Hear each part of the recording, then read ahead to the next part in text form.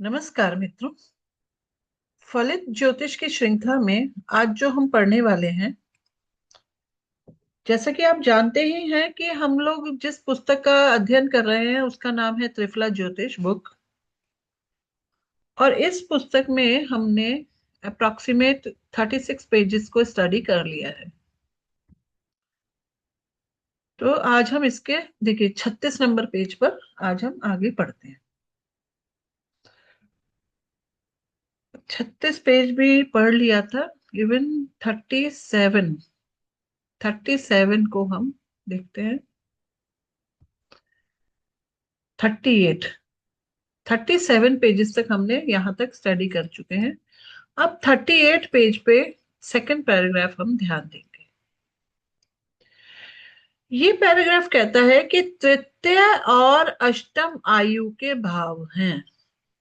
अब इसका क्या मीनिंग हुआ कि अगर हम लगन से देखें, लगन तनु भाव है और ये जातक का स्वयं कहा जाएगा, सेल्फ। यहां से एट्थ हाउस यानी कि ये एट्थ हाउस हुआ। एट्थ हाउस को आयु स्थान कहा गया है, लेकिन किताब कह रही है कि तृतीय और अष्टम आयु के स्थान है। तो इसका क्या मीनिंग हुआ? क्या थर्ड हाउस भी आयु का स्थान है? थर्ड भी आयु का स्थान ही है। बुक में देखिए आगे लिखा है, मुख्यतः अष्टम ही आयु का स्थान है, किंतु ज्योतिष में भावात भावः अर्थात भाव से भाव देखने की पद्धति है। भावात भावः, भावात भावः अर्थात इसका क्या मीनिंग हुआ कि जैसे हमने फर्स्ट हाउस से एट्थ हाउस देखा, तो एट्थ से एट्थ को भी आयु का स्थान मानना चाहिए। बुक कहती है कि यहाँ पर ज्योतिष में भावात भावः अर्थात भाव से भाव देखने की पद्धति है। यथा पंचम से संतान का विचार किया जाता है और पंचम से पंचम भी देखिए, अगर संतान के बारे में विचार करना है तो। आगे लिखते हैं, शुभ ग्रह युक्त दृष्ट है या नहीं। क्या देखना क्या है कि वो भाव शुभ ग्रह युक्त है, दृष्ट है या नहीं है।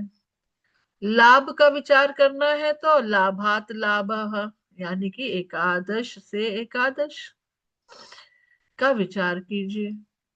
भाग्योदय, राज्य उन्नति आदि के लिए उत्तर कालामृत खंड 4 श्लोक 4 के अनुसार न केवल लगन से नवमेश दशमेश संबंध अपितु नवम स्थान से गिनने पर नवमेश दशमेश संबंध और दशम स्थान से गिनने पर नवमेश दशमेश संबंध भी देखना चाहिए। अब देखिए ये बुक जो है, इसमें एक बहुत अच्छी सुंदर बात ये है कि यहाँ पे दूसरी किताबों के रेफरेंस भी लिए हैं और क्लासिक बुक्स के ज्योतिष की जो आधार मानी गई हैं किताबें, उनका भी प्रमाण यहाँ पर लिए गए हैं।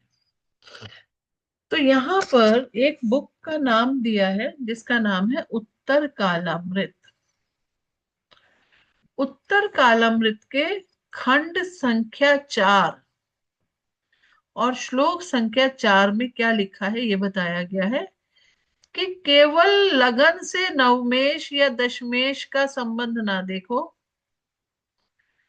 लगन से नवमेश दशमेश संबंध अपितु नवम स्थान से गिनने पर नवमेश और दशमेश का संबंध भी देखना चाहिए और दशम स्थान से गिनने पर नवमेश दशमेश का संबंध भी देखना चाहिए। इसको और थोड़ा सा हम समझने की कोशिश करते हैं। जैसे हमें ये कहा कि अष्टम से अष्टम भी आयु का स्थान है, पंचम से पंचम भी संतान का स्थान होगा। तो अगर हम नवम, नाइन्थ हाउस और 10th हाउस का विचार कर रहे हैं तो तो हम अगर यहां से देख रहे हैं कि लगन से नाइन्थ हाउस ये भाव है, तो भाग्य का भाव है। तो अगर भाग्य का भी भाग्य देखना हो तो कहां से देखें? इससे नवम। तो ये फिफ्थ हाउस जो होगा वो भाग्य का भाग्य होगा। इसी तरह से कर्म भाव का हम 10वां देखेंगे। लगन से 10वां कर्म भाव है, तो कर्मों का कर्म हम कहां से देखेंगे? यहां से 7th हाउस से देखेंगे। तो इसी तरह से इन्होंने कहा है, जब आप इस तरह से करते हैं तो सही रिजल्ट्स पर पहुंच जाते हैं। यहाँ उत्तर कालामृत के उद्धरण देने का तात्पर्य इतना ही है कि भावात भावः, भाव से भाव गिनने का आर्ष पद्धति है। अस्तु, अब प्रकृत विषय पर आ जाते हैं। जो हमने अष्टम से अष्टम देखा था, अब इसको भी देखते हैं। कह रहे हैं कि अष्टम आयु स्थान है, अष्टम से अष्टम भी आयु स्थान है।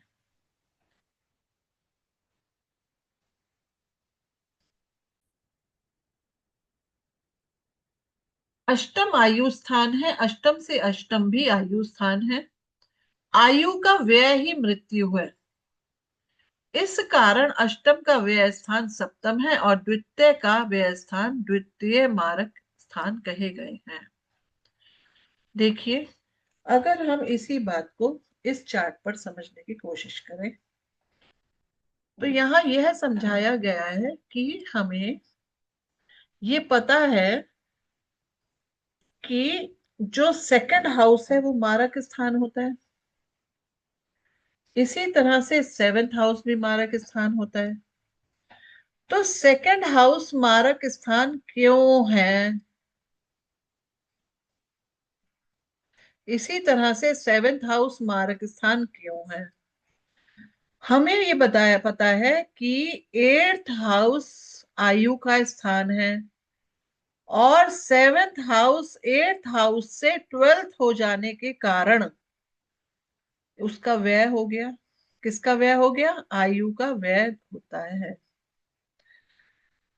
इसी तरह से क्योंकि हमने देखा कि 3rd हाउस भी आयु का स्थान है, तो सेकंड हाउस 3rd हाउस से 12th हो जाने के कारण 3rd हाउस का व्यय हो गया। इसीलिए इन दोनों भावों को मारक कहा गया है। आगे लिखते हैं कि द्वितीय और सप्तम इन दोनों मारक स्थानों में द्वितीय विशेष प्रबल मारक होता है। इन दोनों हाउसेस में कौन सा स्ट्रॉन्ग मारक है, बली मारक है, कि कैसे पता चले? उन्होंने कहा है कि सेकंड हाउस प्रबल मारक है। आगे बुक में लिखते हैं कि मार्केश या मारक स्थान में बैठे ग्रह की दशा में मृत्यु संभव है। मार्केश या मारक स्थान में बैठे हुए ग्रह की दशा में मृत्यु संभव है। अब इसको एक हम चार्ट से समझ सकते हैं। एक एग्जाम्पल चार्ट ले लेते हैं। इसको आप लोग अदरवाइज मत लीजिएगा। यहां पर मृत्यु का मतलब कष्ट भी हो सकता है, बीमारी हो सकता है। एक शब्द आता है मृत्यु तुल्य कष्ट। कभी लोग बीमार भी हो सकते हैं, ऐसा नहीं है कि मृत्यु ही आ जाएगी। ठीक है, तो यहाँ पे अगर 7th हाउस 7th लॉर्ड की दशा आ जाए, माना किसी की मेष लगन ही है, तो मेष लगन में तो क्या होता है कि सेकंड लॉर्ड भी शुक्र है और 7th लॉर्ड भी शुक्र है। इसी तरह से अगर हम यहाँ पे लगना चेंज कर दें, माना रैंडम कोई 5 नंबर लगना ले लेते हैं, तो यहाँ हो गया सिंह 7, 8, 9, 12, 1, 2, 3, 4। अब यहाँ देखिए, यहाँ पे शनि बने मार्केश, मारक के स्वामी, मारक स्थान के स्वामी। यहाँ बुध बने। तो अगर किसी की शनि की दशा आई, महादशा, इसी तरह से अगर किसी जातक की बुध की महादशा आई, अगर उनका लग्न सिंह लग्न है, तो ये कहा जा सकता है कि शनि की दशा इनके लिए कष्ट में होगी। क्योंकि ये मार्केश है यहाँ पर, और बुध की दशा भी। तो ऐसे में ये नहीं है कि मृत्यु ले आएगी, बुक्स में ऐसा लिखा रहता है, लेकिन थोड़ा सा हमें लॉजिक लगाना होता है कि मृत्यु संभव है का मतलब है कष्ट आ सकते हैं। इसी तरह से मारक स्थानों पर बैठे हुए ग्रह, अगर कोई ग्रह पर्टिकुलर इन हाउसेज में बैठे हैं, तो उन स्थानों में बैठे हुए ग्रह की दशा में भी ऐसे कष्ट हो सकते हैं। आगे देखिए क्या लिखते हैं। विनायक शास्त्री ने सप्तम को द्वितीय की अपेक्षा अधिक प्रबल मारक माना है, किंतु अधिकांश टीकाकार द्वितीय स्थान को ही विशेष प्रबल मारक मानते हैं। देखिए, हर व्यक्ति, हर ज्योतिष अपने अपने विचार रखते हैं, और फिर अपने दिए हुए विचारों को वो ये भी कोशिश करते हैं कि वो उनको सही प्रूफ कर सके। तो ये अच्छा बात है। इनमें डिस्कशंस होने चाहिए, विचार लिखे रहने चाहिए, लिखने चाहिए और उन्हें समझना चाहिए। अब आगे देखिए क्या लिखता है। अर्थात यहाँ पे देखिए क्या लिखा है, अर्थात केंद्रनाथ गुरु दुष्ट है या शुक्र दुष्ट है, उससे कम केंद्रनाथ बुध दुष्ट, और उनमें से कम केंद्रनाथ चंद्र दुष्ट है।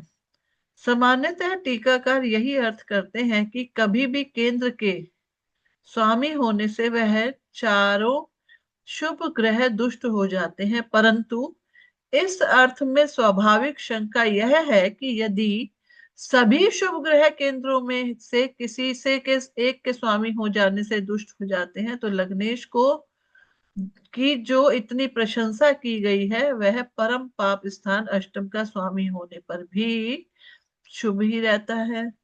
तो यह सब हेतुवाद व्यर्थ हो जाएगा। अब यहाँ ये थोड़ा सा विषय वस्तु फर्क हो गई। ये जो हमने पीछे केंद्राधिपति दोषों के बारे में पढ़ा था, ये उससे संबंधित है। इसको हम थोड़ा सा आराम से समझने की कोशिश करते हैं। आइए जाने। एक चार्ट ले लेते हैं। एक सेकंड, एक चार्ट ले लूं मैं, एम्प्टी स्पेस मुझे मिल जाएगा। देखिए, अब वो कह रहे हैं कि माना, एक बार बुक में देखें, केंद्रनाथ गुरु दुष्ट है और शुक्र दुष्ट है, इससे कम केंद्रनाथ बुध दुष्ट है, और इससे कम केंद्रनाथ चंद्रमा दुष्ट है। जैसे हमें ये पता है कि जब हम केंद्राधिपति दोष के बारे में बात करते हैं, तो हम ये कहते हैं कि केंद्राधिपति दोष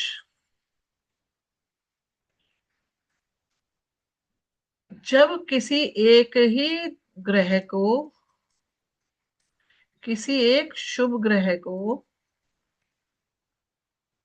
केंद्र का स्वामित्व प्राप्त हो जाता है और उसकी दोनों राशियां लगभग वहां आ जाएं।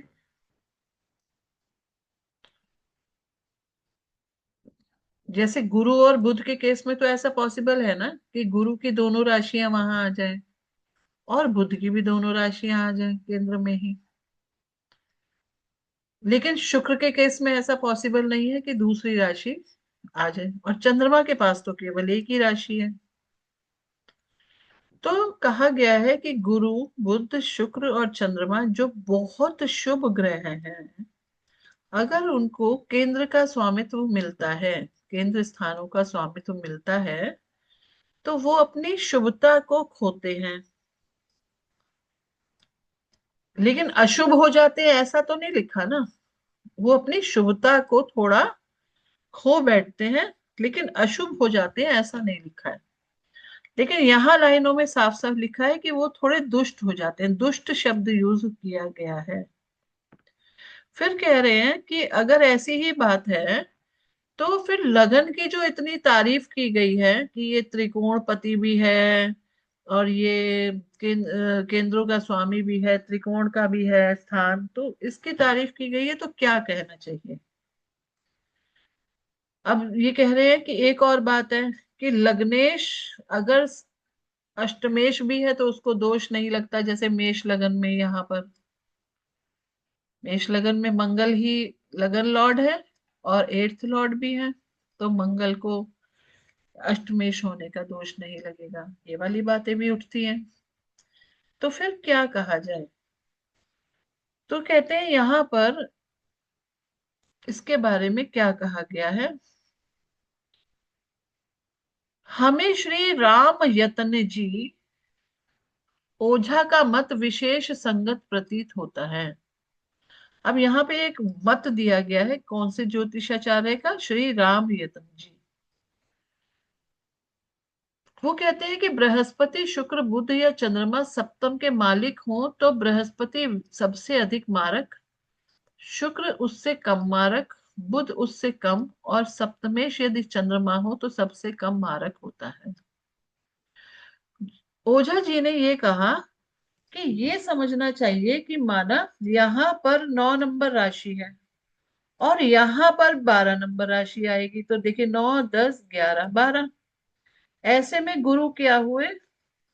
वो सेवेंथ लॉर्ड हो गए, क्योंकि ये मारक स्थान के स्वामी है, इसीलिए ये अपनी शुभता खोते हैं।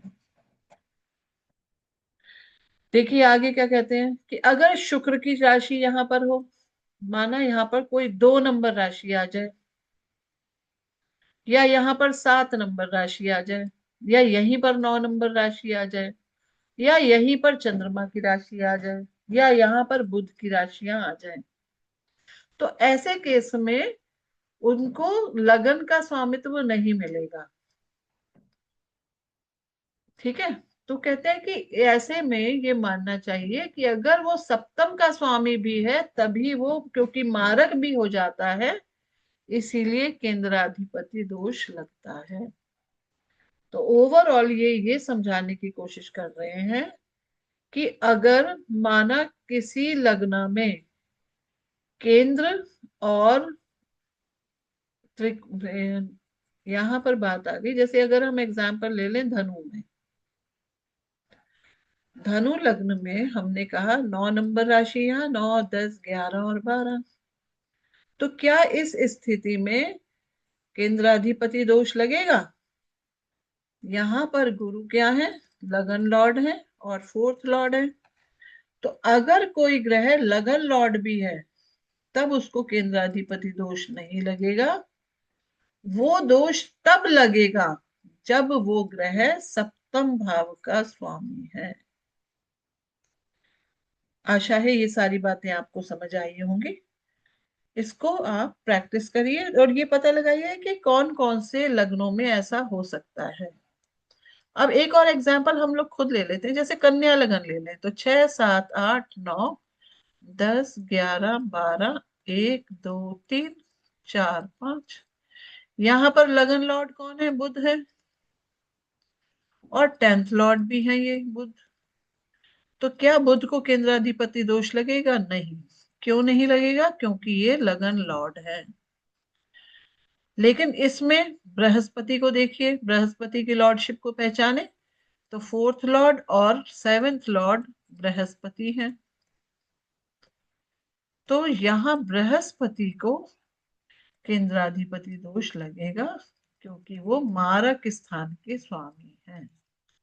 आशा है ये बात समझ और अच्छे से आप लोगों को आ गई होगी।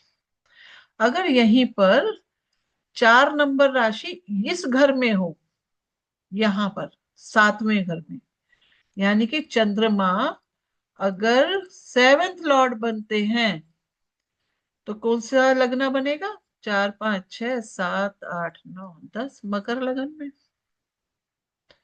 तो मकर लगन में सेवेंथ लॉर्ड क्योंकि चंद्रमा होते हैं तो चंद्रमा को केंद्राधिपति दोष लगता है। लेकिन एक और बात है, ये दोष तब सब खत्म हो जाते हैं अगर उस भाव का स्वामी वहीं बैठ जाए। माना चंद्रमा यहीं आ जाए तो ये दोष खत्म हो जाएगा। इसी तरह से गुरु अगर यहीं आ जाए तो गुरु का ये जो दोष बन रहा था वो भी खत्म हो जाएगा। तो ऐसे में तो ये हंस महापुरुष योग हो जाएगा ना। ठीक है। इसी तरह से हमें औरों को भी, भावों को भी समझने की कोशिश करनी चाहिए। जैसे अगर 7 नंबर राशि में यहाँ 7 नंबर राशि है, 7, 8, 9, 10, 11, 12, 1, 2, 3, 4, 5, 6, तो आप यहाँ पे क्या कहोगे कि शुक्र केंद्राधिपति दोष में है? नहीं, जब 7 नंबर राशि यहाँ आएगी तब वो केंद्राधिपति दोष प्रबल माना जाएगा। चौथे घर में नहीं मानेंगे, क्योंकि देखिए यहाँ पे तो पॉसिबल ही नहीं है ना कि शुक्र की दोनों राशियां केंद्र में आ जाए, क्योंकि शुक्र की दोनों राशियों के बीच में कितना डिफरेंस होता है, 6 और 8 का डिफरेंस होता है। अगर हम यहाँ वृषभ राशि से तुला राशि तक की गिनती करें तो 1 2 3 4 5 6, केवल गुरु और बुध ही तो ऐसे हैं जिन जो केंद्र में आ जाते हैं। ठीक है, तो आई होप ये बातें आपको समझ आई होंगी। धन्यवाद।